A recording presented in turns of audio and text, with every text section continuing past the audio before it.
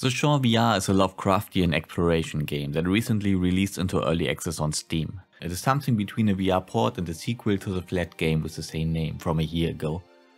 So let's get straight to the point. The state of the game is rough. It is really rough.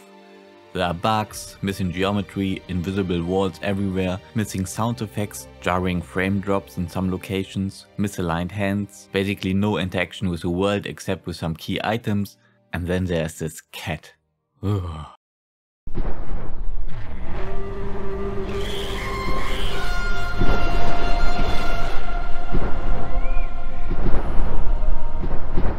The game is for the most part a walking simulator. There's very little gameplay beyond walking around. And nothing against a good walking simulator, there are some great ones out there in the genre. The point is they need something to carry the experience, to keep you engaged. May it be a suspenseful narrative, an intriguing mystery to unravel, or a world full of lore and stories to discover. The flat version of The Shore had that. It had a narrative, maybe not the best writing out there, but it managed to capture an authentic Lovecraft vibe. It was a typical descent into madness, but that is exactly what one would expect or even demand from a Lovecraft-themed game. In The Shore VR they stripped away the narrative. They stripped away the part of the game that made it engaging. You just wander about aimlessly, collect some items to slot them in somewhere to trigger a short animation. That is all there is to it. Well, and there's the combat, I nearly forgot about that.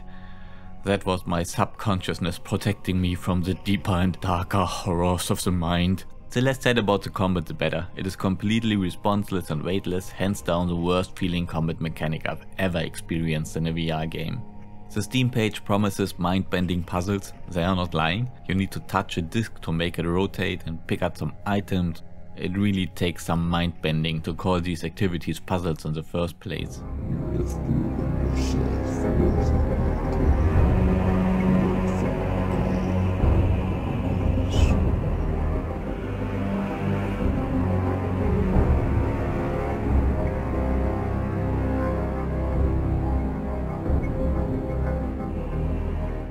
I get it is early access, so I don't really mind the bugs, the lack of polish and the general rough state the game is in.